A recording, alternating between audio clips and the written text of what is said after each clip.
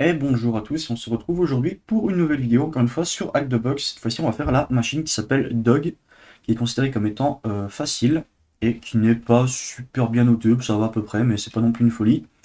Donc, on va directement la lancer. Elle a l'adresse IP 10.10.11.58. Comme à chaque fois, on fait un anneau pour la rajouter dans l'hôte, le host. Donc, moi je l'ai déjà fait. On peut la reping très rapidement pour voir si elle est toujours accessible. C'est le cas. Je les reset normalement avant que je lance la vidéo, donc la machine est propre.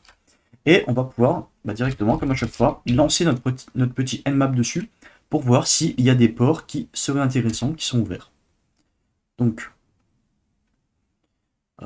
le Nmap va se faire comme à chaque fois le "-sv" pour lister les versions des différents services qui sont ouverts, "sc" pour lancer les scripts possibles sur les ports qui auront été détectés comme étant ouverts, "-p" pour tous les ports de la machine, donc du 1 au 65535. Le nom de la machine est derrière minerate 5000 pour que ce soit beaucoup plus rapide pour envoyer au minimum 5000 paquets par seconde. Donc on a deux ports d'ouvert comme à peu près à chaque fois. Le port 22, SSH. Encore une fois, on peut tenter de se connecter dessus pour voir si on a besoin d'une clé ou pas. Et le port 80, donc c'est de l'Apache 2.4.41, je crois qu'il n'y a rien sur cette version. Et l'intéressant, on nous dit qu'il y a un Git repository qui a été found. Ça, pourquoi on nous l'a indiqué? Parce que on a lancé le "-sc", qui du coup a lancé le script http git, qui par défaut va tester au niveau de l'URL, au niveau du site web, s'il y a un /.git, donc un répertoire .git qui est présent. Les .git, qu'est-ce que c'est? C'est juste justement des dossiers, enfin en tout cas un dossier Git qui a été créé, qui correspond à alors soit un GitHub, soit un Gitea, peu importe, mais qui contient potentiellement des fichiers sensibles. Donc ça peut être le code source, ça peut être des bases de données, ça peut être pas mal de choses. En tout cas au niveau de base de données fichiers, donc SQLite 3, ce genre de choses. Ici on en a un qui est présent, donc on va pouvoir le télécharger. Évidemment, si on n'avait pas mis le "-c", on l'aurait pas trouvé. On va relancer comme ça pour vous montrer. Il y a des robots.txt avec pas mal de choses qui sont désactivées dedans. User register, ce genre de choses, ok. Le titre c'est Dog, et voilà, à peu près tout. Je vais juste attendre que ça se termine pour vous remontrer à quoi ça correspond. Si jamais on lançait pas les scripts.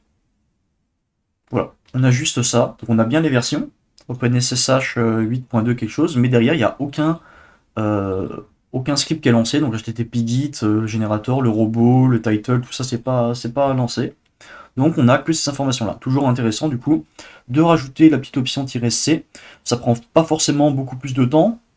Là en 17 secondes, là en 20 secondes, ça a pris allez, presque un peu plus de 2 secondes. Non, presque 2 secondes en plus. Et on a énormément d'informations qui sont pertinentes. Alors on aurait pu ça le trouver aussi en faisant un fusing, avec par exemple wfuse ou fuf, mais ici ça nous simplifie grandement la tâche.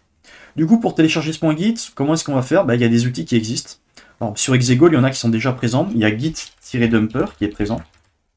Là, vous voyez que je l'avais déjà fait pour cette machine. Alors, je peux mettre dog.htb, c'est pareil, ça c'est son adresse IP. Dog.htb. Donc, si on va par exemple sur Google et qu'on cherche git-dumper, je crois que c'est celui-ci en plus. Donc voilà, 2000 stars, assez connu, pip install assez rapidement, et derrière, git-dumper, et on précise l'URL et le répertoire de sortie. Donc, un peu comme ça, c'est exactement ce qu'on a fait. Donc on lance, et il va tout télécharger. On va voir qu'il y en a beaucoup. Là, c'est tous les objets qui sont présents. Bon, ça, nous, ça va pas nous intéresser. Au niveau des objets, ce sera plutôt la partie fichier. Ok. Donc là, si on fait un ls, maintenant, dedans, j'ai mon git dump. Donc je vais pouvoir aller dans git dump. Si je fais un ls-là, on peut voir que j'ai tout récupéré. Alors dans le .git, il y a tous ces trucs-là, tous les objets, ça on s'en fout. Nous, ce qui va nous intéresser, c'est vraiment les fichiers en question. On va se balader un petit peu dans l'intérieur. Donc on peut regarder settings, ça peut être intéressant. On va regarder ce que ça contient. Ici, on peut voir qu'on a quelque chose, database, MySQL avec le root et qui a l'air d'être un mot de passe pour se connecter à la base de données backdrop. On a un autre nom, backdrop, on ne sait pas ce que c'est pour l'instant, ok. Donc en localhost, malheureusement, on a vu avec le scan and map, il n'y avait pas de base de données accessible depuis l'extérieur. Mais on va récupérer ça. On va créer un pass.txt, on va mettre ce mot de passe dedans, parce qu'il va peut-être pouvoir être réutilisé plus tard. On a index.php. À quoi ça correspond? Ok. Donc le settings, on a vu ce que c'était. Alors, on pourrait aller plus loin dans settings. Ici, on a des configurations des répertoires de configuration. Donc dans files, config avec un truc un peu grand, avec un ID unique. Active et la staging. Ok. Et si on regarde un petit peu plus, bon, il n'y a pas l'air d'avoir grand chose de très intéressant là-dedans. On a un cell de hash, enfin un hash salé. Non, un cell haché, pardon, je vais réussir. Bon, pas très intéressant. Là, vous remarquerez qu'on n'est pas encore, on s'est pas encore baladé sur le site. On peut le faire. On peut le faire en parallèle. Hop. Oula. Ici, tac. Donc, qu'est-ce qu'on fait? On va sur dog.htb. Là, welcome to dog. On a apparemment des articles sur les chiens. Backdrop CMS. Donc, le backdrop qu'on avait, on sait que c'est un CMS. Est-ce qu'on a la version en regardant Wapalizer? Backdrop 1. On n'a pas plus d'infos. Si on regarde dans le code source, qu'on cherche par exemple backdrop, donc CMS 1, ok. Mais est-ce qu'on a une version un peu plus précise? Backdrop, là non. Backdrop system, CMS, backdrop CMS, non. Est-ce que si on cherche par exemple version, component, vertical, c'est pas ça. Là on a veral, je sais pas quoi, overall. Donc c'est pas ça, on n'a pas la version pour l'instant, on pourra peut-être la trouver plus tard. Et au niveau des posts, on peut regarder par exemple le premier. Là ça a été fait par quelqu'un qui s'appelle, enfin en tout cas un utilisateur qui s'appelle Dog Backdrop System. Ok, il n'y a pas de commentaire, il n'y a pas grand chose. About. Nous sommes des chiens. Bon, bah, enfin nous sommes chiens. Donc là il y a un utilisateur qui pourrait être utilisé peut-être pour se connecter à quelque chose. Donc support dog HTB, une page de login. On peut essayer test et test par exemple. Sorry, unrecognized username. Ok, donc peut-être qu'on peut faire le username énumération, parce qu'ici il nous dit pas username ou mot de passe incorrect, il nous dit que l'username n'est pas reconnu. Là par exemple, on voit qu'on a un utilisateur qui s'appelle dog backdrop system, donc si on tente de se connecter avec, on va remettre le même mot de passe. On a sorry incorrect password, qui veut dire que cet utilisateur existe. Donc on pourrait tenter de faire de l'énumération de username comme ça. En théorie, c'est pas censé être trouvé de cette manière, je crois, parce qu'on se fait très vite bloquer si on tente de faire du brute force. Je crois que c'est une dizaine de requêtes à peine, et après on se fait ban notre IP pendant quelques minutes. Potentiellement, on peut reset le mot de passe. Si on met username, reset, il ne peut pas envoyer le mail, mais de toute façon on n'y avait pas accès, donc ok. Et bah là, pour l'instant, c'est à peu près tout sur le site. On est un peu bloqué. On peut aller regarder dans le robot.txt qui avait été identifié. Il y a des choses qui sont présentes, donc par exemple core, profiles, webconfig. Là, on a par exemple le user register. Peut-être que ici, on nous l'a pas affiché, on a que le login, mais on peut quand même se connecter. Donc si on y accède, ça nous met not found. Sauf que vous regardez, enfin, si vous regardez bien, oula, j'ai tout cassé. Dog. Ok. Si vous regardez bien sur login, la page c'est pas /user/login, c'est query est égal à user login. Donc là on va essayer de remplacer par user register. Et là ça nous met access denied. Donc apparemment la fonctionnalité existe bien, mais elle a été désactivée sur ce site, donc on ne peut pas se créer de compte. Bah là on est un petit peu bloqué. Qu'est-ce qu'on va faire? On va continuer de se balader dans les fichiers qu'on avait, peut-être qu'on peut avoir des configurations intéressantes. Donc si on regarde par exemple dans Core, qu'est-ce qu'on a? On a un update.php par exemple, pour update des choses. Peut-être que dedans on a des mots de passe qui sont hardcodés pour justement automatiquement mettre à jour certaines choses. Ici il n'y a pas grand chose, c'est du forbidden, c'est vraiment du code de base, il n'y a rien qui est hardcodé dedans, c'est vraiment les fonctionnalités qui sont présentes. Dans les modules peut-être qu'on peut récupérer des trucs. Par exemple admin bar, peut-être dans les users. On regarde dans les users, qu'est-ce qu'il y a? Là, il y a de la configuration. Après, user API.php, user info, ça peut être intéressant si on regarde ça. Backdrop, donc c'est en version 1.x. Configure, donc apparemment il configure des trucs. Et derrière, on a la version 1.27.1. Donc là, on a une version de backdrop qui a l'air d'être beaucoup plus précise. Donc si on recherche sur Google backdrop tac exploit. Qu'est-ce qu'on a? Là, on a apparemment des exploits qui existent pour Authenticated Remote Command Execution. Donc on peut exécuter des commandes à distance, mais il faut être connecté. Faut être connecté, ça c'est un peu chiant parce que pour l'instant, nous on ne l'est pas. Si on regarde par exemple ça, donc là on a un script qui est déjà présent en Python. Comment ça fonctionne? En gros, on va créer donc une sorte de fichier qui ressemble un peu à ce qu'on avait fait. Name qui s'appelle bloc, architecture, ok. Et en fait, c'est shell.info. Dedans, on met le contenu du shell. Donc c'est un reverse shell, enfin pour exécuter des commandes en PHP. On va l'enregistrer en shell.zip. Et derrière, on zip le shell.info et le shell.php. Et derrière, donc c'est bien backdrop CMS 1.27.1 en remote code d'exécution. Donc là, ça va créer tous les fichiers dont on a besoin.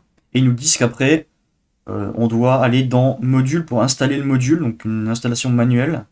Et derrière, on doit accéder à notre shell via l'URL, une fois qu'on l'a uploadé, une fois qu'on l'a installé. Et normalement, bah, on peut exécuter après les commandes qui sont dedans. Ok. Donc apparemment, on va garder ça de côté. Ça a l'air vachement intéressant parce que c'est exactement la version qu'on a, en tout cas de ce qu'on a vu. Mais si ça passe pas, tant pis. Mais du coup, le problème, c'est qu'on doit se connecter. Et là, on n'a pas d'utilisateur, enfin, on a un potentiel utilisateur, mais on peut pas brute force. Alors, je vais pas vous refaire la démo parce que moi, ça va me bloquer. On peut pas de brute force, c'est problématique. Du coup, qu'est-ce qu'on fait? Bah, on continue de se balader un peu dans tous les fichiers qui sont présents. Test, config, ok. On revient derrière. Là, authorize, installe. Peut-être qu'il y a des utilisateurs par défaut qui sont installés dedans. Là, si on regarde, non. Il utilise des variables globales. Il n'y a rien de très intéressant. On va revenir au début. Settings, on l'a déjà vu. Robot.txt, on peut regarder s'il y a des différences entre les deux. On voit qu'ici, normalement, c'est exactement la même chose. On pourrait tenter d'y accéder, il n'y a pas. Je ne vous ai pas montré aussi, mais ici, on pourrait tenter de faire des injections SQL, par exemple. Peut-être qu'il y a des choses qui sont présentes. Spoiler, c'est pas vulnérable. On pourrait regarder dans Files, on avait vu qu'on avait un fichier avant qui était assez spécial. Voilà, le gros fichier de config. On a même un point .htaccess, peut-être qu'on a des accès spécifiques. Là, c'est juste, il y en a du Drupal. Ok, donc c'est peut-être basé sur Drupal. On sait que Drupal, c'est aussi une autre sorte de CMS, un peu comme du WordPress, qui peut être pas mal vulnérable à certaines choses. Le souci, c'est que avec Opalizer, ici, on a bien détecté que c'était du backdrop et pas du Drupal. Donc peut-être que backdrop se base sur Drupal. Mais là, on n'a pas plus d'infos. On va aller voir ce qu'il y a dans le fichier de config. On a le active et staging. Donc nous, on est dans la partie active du site web. Donc on va aller dedans. Et on peut regarder ce qu'il y a dedans. Il y a énormément de choses. Il y a des JSON. Par exemple, je sais pas moi, dashboard setting.json. On affiche son contenu. C'est juste config name, ok, on s'en fout. User peut-être, user mail, peut-être qu'on va avoir des adresses mail dedans. On va faire son contenu. En fait, c'est juste des messages de base en fonction de certaines erreurs ou certaines choses qui apparaissent. Donc là, par exemple, votre compte n'est pas activé, ou alors votre compte vient d'être activé, et on remplace ça, en gros, c'est sur le template, on remplace ça par les vrais éléments des utilisateurs. Bah, il n'y a pas grand-chose, peut-être système. Il y a un truc de système qui peut être intéressant, par exemple, system core. Same origin, là on voit des administrators, user admin role. Là, c'est donc ici de la définition des différents éléments. Donc, par exemple, là, les extensions qui sont autorisées. Bon. Il n'y a pas l'air. Is currently under maintenance. C'est des messages clés qui sont présents. Bon, il n'y a pas l'air d'avoir des choses vraiment très intéressantes ici. On peut regarder dans Update aussi. Settings, parce que là, on parle de settings. Après, il y a des settings un peu partout, mais si on regarde là-dedans, qu'est-ce qu'on a ici? On a Update Emails et on a un tiffany@doc.html. Donc là, on a un autre utilisateur. Alors, je ne vais pas vous mentir que sur cette partie-là, j'ai passé énormément de temps à juste rechercher dans pas mal de fichiers. J'ai eu de la chance de tomber un petit peu aléatoirement sur celui-ci et de voir que dedans, il y avait ça. On aurait pu faire un grep pour chercher les mots-clés, donc par exemple doc.htb à l'intérieur. Bon, faut aller savoir qu'on devait chercher un email. Honnêtement, j'aurais cherché username ou password, des trucs comme ça, ce serait pas remonté. Donc voilà. Cette partie-là, je trouve que ça c'était un peu guessy. C'est un peu de la merde, je vais pas vous mentir. Alors, dans le fichier de config, settings, là je veux bien qu'il y ait le mot de passe au début, qu'on puisse le récupérer, machin. Par contre, chercher dans un vieux fichier update en JSON, dans un truc, bon, c'était un peu caché, c'était un peu éclaté, je vais pas vous mentir. Alors, si on faisait un grep par exemple, -r, on cherchait juste dog.htb, peut-être qu'il y a des choses qui ressortaient. Ok, il y avait exactement cette ligne-là. Donc, il fallait savoir qu'on cherchait dog.htb. Si on cherchait par exemple password, voilà, il y a énormément de choses qui remontaient. Dans les JS, settings, là on remontait, mais normalement, plein de faux positifs, de trucs, de fichiers JS qui nous cassent un peu la tête. Dans les modules, il y a pas mal de choses, parce qu'effectivement, il y a pas mal de mots de passe qui sont réutilisés à chaque fois. Mais il n'y avait rien qui était vraiment présent. Alors, c'est du coup, cette étape-là, elle était vraiment pas très compliquée. Alors, on n'a pas encore terminé, mais en tout cas, pour trouver ces deux éléments, c'était vraiment pas compliqué, mais c'était juste rébarbatif et fallait juste fouiller tous les fichiers un à un. Alors, peut-être que dans la documentation, il était indiqué qu'on pouvait récupérer ce genre d'informations dans Update. Je vous avoue qu'en tout cas, je ne l'ai pas trouvé comme ça. Donc, si on cherche par exemple email adresse ou username, si on cherche, alors c'était Tiffany @dog.htb, on n'a pas son mot de passe. On pourrait essayer juste, par exemple, Tiffany. D'ailleurs, on voit que incorrect password, ça veut dire que l'utilisateur existe bien. Je ne sais pas si vous vous souvenez, mais on a noté un pass.txt. Alors, je sais pas. Il est dans Google que je l'ai créé, le pass.txt. Oui, je le move ailleurs. Move pass. Voilà, dedans il y avait notre fameux backdrop. Donc on va essayer de faire du password reuse. Et on a eu de la chance, on a réussi à se connecter. On peut directement s'amuser à voir s'il y avait d'autres utilisateurs. Apparemment il y en a d'autres qui sont tous administrateurs également. Last Access, les derniers qui sont rentrés dedans, il y a JP Admin B, il y a Jobert, il y a le fameux Dog Backdrop System qui avait mis l'article sur le site. Si on va sur Edit, on peut changer son mot de passe.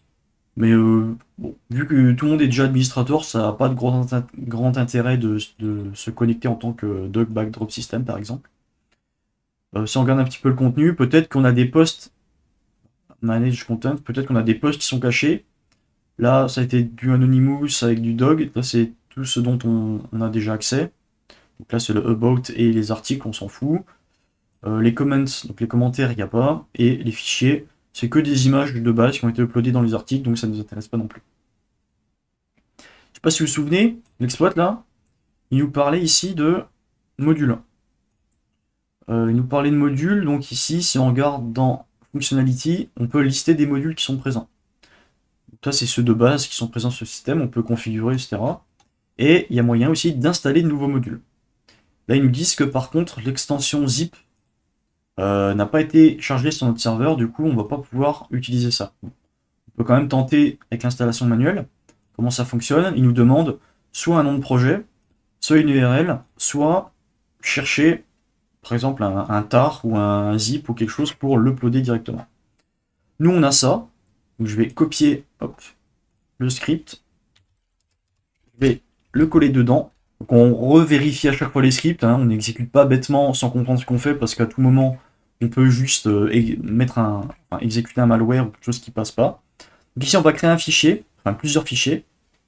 Le premier, c'est le fichier info. Dedans, on va mettre toutes les informations du plugin qu'on va créer. On va le mettre dans un dossier qui s'appelle shell avec le nom shell.info. Derrière, on fait notre vrai shell qui, lui, va exécuter en gros ce qu'on lui passe en paramètre, donc la commande cmd. Voilà, et va tout zipper dans un point zip. Et derrière, qu'est-ce qu'il va faire? Il va générer les fichiers, il va zipper tout ça, et il va nous dire, va ici pour l'installation manuelle. Alors, on peut essayer de l'utiliser bêtement comme ça. Donc, on va faire Python 3 exploit. Derrière, il faut mettre l'URL. Donc, on va mettre dog.htb. Le script va s'exécuter. Normalement, il va nous générer les deux fichiers et le fichier zip. Donc si on regarde le contenu, si on fait un ls-là maintenant, qu'est-ce qu'on a? On a notre fichier zip qui contient les deux choses qui ont été zippées. Et si on va dans shell, on a nos deux choses. On a cat shell.info qui contient ce qui avait été créé avant. Et on a notre shell.php qui contient notre code PHP pour le shell en question. Donc en gros, on va exécuter ce qu'on passe en paramètre, ce qu'on passe via le paramètre qui s'appelle cmd. Ok, donc on a le point zip, on peut essayer de l'upload comme ça, voir ce qui se passe. Donc là, browse, on va... ouais. Ah. Il y a un truc qui est pas passé, il aime pas. Allô? Ok, le truc a crash. On va relancer. Pourquoi ça crash? J'en ai aucune idée. Kill, on va kill du coup ça. Firefox a été tué. Bon, ça c'est toujours pas fermé. Bon, je vous retrouve une fois que c'est fixe. Ok, on se retrouve. Donc je sais pas pourquoi ça crash. J'ai dû relancer carrément l'entièreté de mon WSL, donc workspace, dog, et on va tenter de mettre notre shell.zip. On installe, et ici ils nous disent que le zip ne peut pas être uploadé parce que on peut uniquement tar tgz, enfin tar gz, juste gz et bzip2, donc c'est pas possible. Ok, qu'est-ce qu'on va faire? Vu qu'on peut pas faire de zip, nous on s'en fout, on a déjà nos deux informations, on a juste à le tar. On va faire tar C pour compress, V verbose F file. On va créer notre nouveau fichier shell.tar et on va se baser sur le dossier shell. Donc voilà. Donc dans shell.tar, normalement, il va y avoir shell.info et shell.php. Si on fait un file sur le shell.tar, on voit que c'est bien une archive tar. Donc là, on est bon. On va tenter de faire un re-upload. Maintenant, on met notre .tar. Installe. Et ici, installation was completed successfully. Ok. On se souvient. Alors, je vais relancer. Ceci pour voir ce qu'il nous redisait en fonction de l'URL dans laquelle il fallait aller. Il régénère tout, on s'en fout. Donc ça, on l'a fait l'installation manuelle ici. Et après, ils nous disent, on va à cette adresse-là pour accéder à notre shell. Donc, on tente d'y accéder. Not found. Ok. Pourquoi? Si on arrive là-dessus, qu'est-ce qui se passe? Shell not found. Ok. Et si on arrive là-dessus? Ok. Donc, on a bien un module. On a vu que ça a bien été uploadé. Mais le souci, c'est que on n'a rien en fait. Du coup, on va essayer de refaire l'installation. Pour voir est-ce qu'il y a un petit temps d'attente, est-ce qu'il y a une modification, est-ce que c'est nous qui avons mal fait quelque chose. Installe. Là en F5, hop, c'est présent. Shell PHP. ID, ça fonctionne. Du coup, ici, il faut faire potentiellement un reverse shell avec ceci. Donc derrière, ce qu'on va faire, c'est qu'on va récupérer notre adresse IP. Et on va voir qu'on est en 10.10.14.37, donc exactement comme j'avais fait là. On va se mettre en rlwrap. C'est rlwrap sur le port 1337. Et on va lancer ceci. Derrière, qu'est-ce qu'on a? On a un reverse shell. Alors, ici, il se peut que... Alors, c'est un reverse shell en utilisant le netcat. Il se peut que ici, comme vous l'avez vu juste avant, je crois que la machine, en tout cas, il y a un script automatiquement qui, toutes les X secondes, va supprimer les différents modules qui ont été uploadés. Dans le cas où on n'avait pas assez de temps, on n'arrivait pas à exploiter ça parce que l'upload faisait que ça ratait tout le temps, ce qu'on aurait pu faire, c'est que... Alors là, je vais annuler. Hop. Là, si je reviens ici, est-ce que ça fonctionne de nouveau ou pas? Ok, il est toujours présent. Si je fais un ls-là, par exemple. Hop, ok, là, ça fonctionne tout le temps. Mais dans le cas où c'était supprimé qu'on ne pouvait pas, qu'est-ce qu'on aurait pu faire? On aurait dû aller dans notre shell, modifier notre shell.php, et au lieu de faire cmd comme ça, qu'est-ce qu'on aurait fait? On aurait même supprimé tout ce qu'il y a avant parce qu'on s'en fout. Hop, on laisse que le PHP, ça aussi. Et dedans, on met directement en fait notre reverse shell. Donc, alors là, je l'ai plus. Je vais essayer de le récupérer dans mes notes. C'est lequel? C'est celui-ci, je crois. Ok. Tac. Hop. Ici, on exécute quoi dans le CMD? On exécute notre reverse shell. Ce qui fait que, en fait, dès qu'on upload et dès qu'on accède à shell.php, le reverse shell est automatiquement trigger. Donc là, je vais revenir avant. Je vais retard mon archive. On est bon. On va re-uploader notre fameux... c'est où? C'est ici. Ok.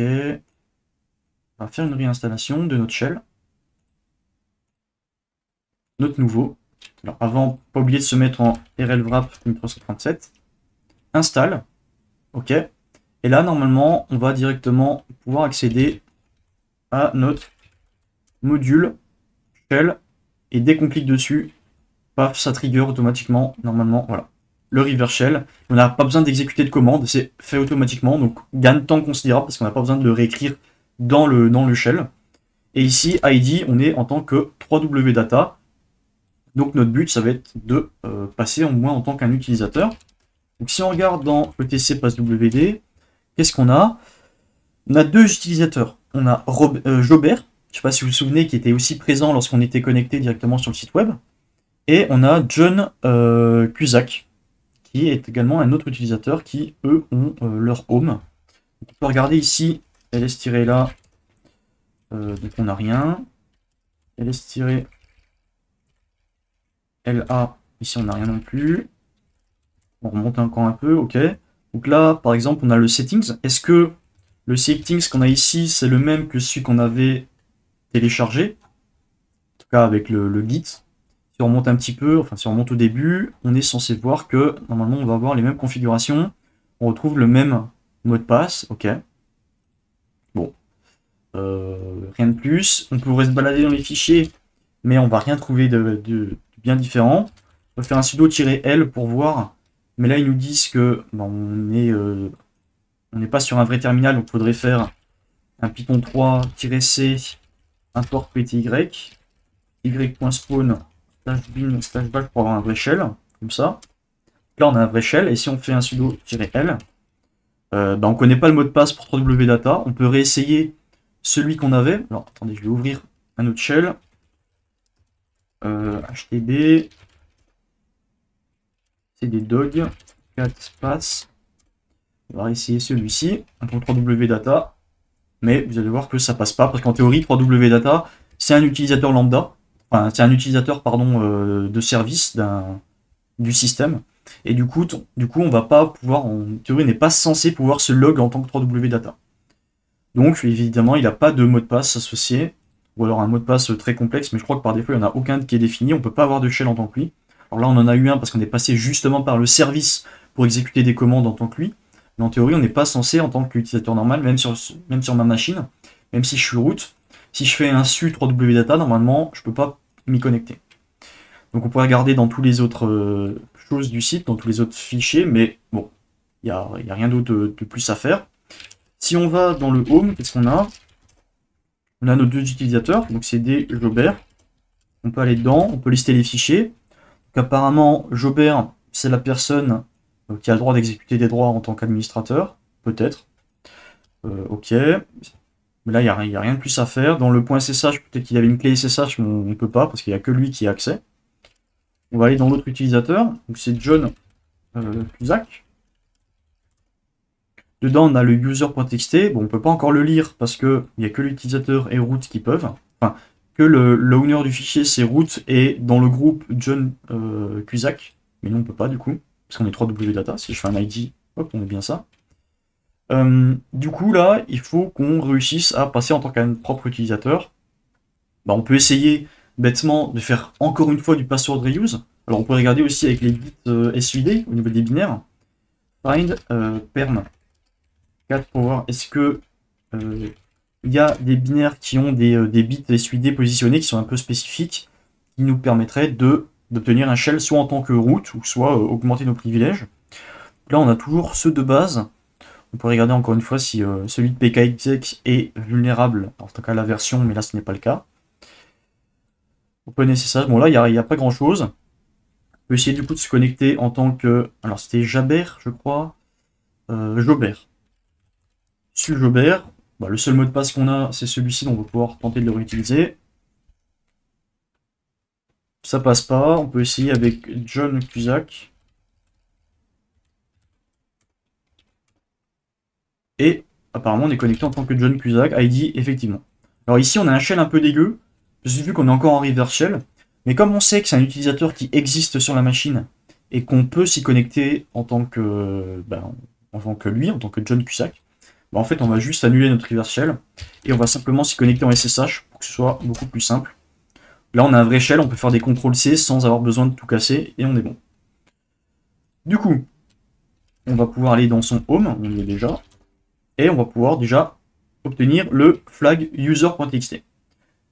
Derrière, qu'est-ce qu'on peut faire? On peut aller, par exemple, dans la racine, voir s'il y a des fichiers ou des choses un petit peu spécifiques. Là, on a un backdrop tool. Okay. Donc, si on va dans backdrop tool, dedans, on a bi, okay, qui veut dire abeille, mais on ne sait pas ce que c'est. Dedans, on a des commandes, truc API, bi.php, box.json, on ne sait pas trop ce que c'est, cat. Compactor bi.php, donc si on regarde le contenu de bi.php, on peut check rapidement. Bi c'est isCLI, donc il regarde si c'est un truc de CLI, et là ils nous disent que bi en fait c'est command line utility, donc en ligne de commande, pour le CMS backdrop. Donc en fait c'est pour gérer backdrop, mais en version ligne de commande. Avec des choses dedans, on pourrait regarder s'il y a des mots de passe, des trucs comme ça, mais ce n'est pas le cas. Ok. Et là, ben, on va essayer de relister d'autres droits, voir ce qu'on a le droit de faire en tant que John Cusack. Si on fait un sudo-l, et qu'on met notre mot de passe, qu'est-ce qu'il nous dit? Il nous dit qu'on a le droit d'exécuter la commande, enfin en tout cas l'utilitaire bi, en tant que n'importe qui sur la machine. Ok, donc ça veut dire qu'on peut l'exécuter en tant que root. Donc il y a de très fortes chances que l'utilitaire bi nous permette d'obtenir un shell sur la machine, en tout cas d'élever nos privilèges en tant que root. Si je fais juste un sudo bi pour voir ce qu'il me dit, et qu'on remonte, on voit que ici, du coup, ils nous disent on utilise donc bi avec une commande et derrière potentiellement des options. Donc les options, il y a quoi? Il y a root pour spécifier un répertoire racine de l'installation backdrop. Ok. Et derrière, on peut faire différentes choses. Donc exporter des configurations, modifier, positionner, enfin changer les valeurs de la configuration, faire de l'installation. Au niveau de la base de données, on peut exporter la base de données, ça peut être utile. Ok. Project, role. On peut faire des trucs intéressants, et si on redescend tout en bas, là on a un petit eval. Eval en général c'est intéressant, pourquoi? Parce que là ça nous dit on peut exécuter du code PHP arbitraire. En gros ça veut dire on peut exécuter du code PHP, qui dit exécuter du code PHP, on le lance en tant que sudo, donc en tant que root, donc on va exécuter du code PHP root sur la machine, c'est ce qu'on veut, donc on va essayer d'obtenir un reverse shell via cette commande là. Donc comment ça fonctionne? On refait notre sudo, bi, alors je crois qu'on n'est pas obligé de préciser le chemin entier, normalement il connaît, voilà. Juste sudo bi, eval, alors eval ou ev ou php eval, il connaît tout ça. Et derrière on met la chaîne de caractères qu'on va exécuter en PHP, donc nous on veut refaire un système. Et dedans on veut réexécuter notre reverse shell, donc je vais le reprendre. Ce que j'avais, tac, voilà. Alors toujours sur notre même adresse IP, on vérifie qu'on a toujours la même, normalement on est bon. 1437, 1437. Donc là évidemment on va changer le port parce que on pourrait rester en 37 vu qu'on ne le réutilise pas. Bon, on va pouvoir le changer par exemple en 38. Et on va pouvoir se mettre en écoute sur le port 1338. Ok. Et là maintenant, on va tenter d'exécuter ça sur le système. On le lance. Et là il nous dit The required bootstrap level for eval is not ready. Donc il nous manque quelque chose, mais on ne sait pas quoi. Donc si on regarde ça sur Google par exemple. Alors on va rajouter backdrop. Command site install needs higher bootstrap level, donc ça c'est l'erreur qu'on a. Là c'est could not be executed, donc c'est pas tout à fait ça l'erreur qu'on a, mais I think ok, donc là c'est pas ça.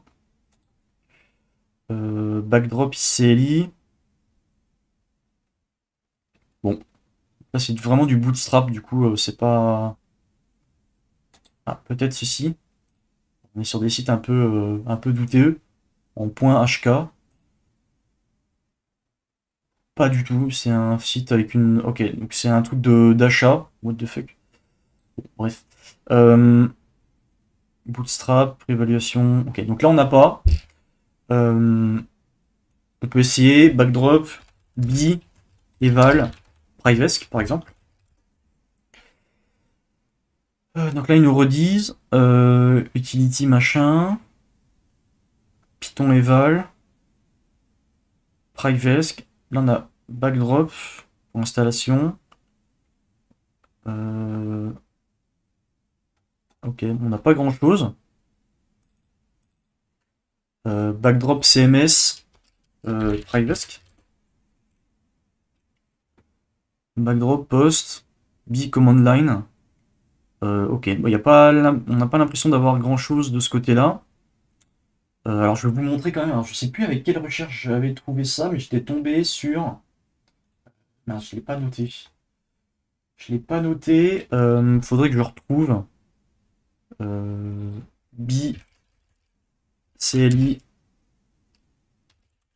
Utility Privacy. Voilà, ça devait être. Non, ça c'était BIP. Using B locally. Non, je sais plus. Voilà, c'était. Je crois que c'était là. Je sais plus. Faudrait que je retrouve. Si on cherche B. Voilà. Ici, on peut voir que, du coup... Alors, je sais pas pourquoi, là, quand j'avais cherché ça, ici, il me mettait que ça, et pas le B. Alors que B, je l'ai bien cherché. Peut-être le mettre entre guillemets pour faire un dork avec. Non, il ressort même pas, ok. J'ai eu la chance de tomber dessus. Ils nous disent, en tout cas, moi, c'était montré comme ça, donc j'ai pu voir dessus. Ils nous disent, ça, c'est exactement ce qu'on a fait. Alors, on pourrait ne pas avoir un reverse shell, effectivement, on pourrait juste l'exécuter comme ça pour obtenir un shell, bash, c'est possible aussi. Et ils nous disent, dans le cas où on a un message d'erreur en mode the required bootstrap level machin is not ready, il faut préciser la racine d'utilisation. Donc nous, si on va voir dans var 3w html, on a bien ici l'installation de notre backdrop. Donc on va pouvoir refaire notre commande en précisant derrière b ah,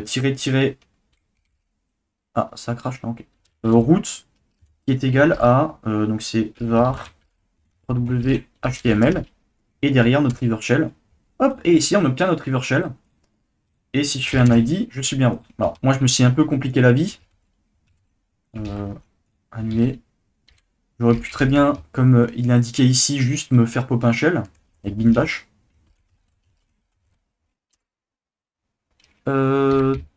Pourquoi TMP?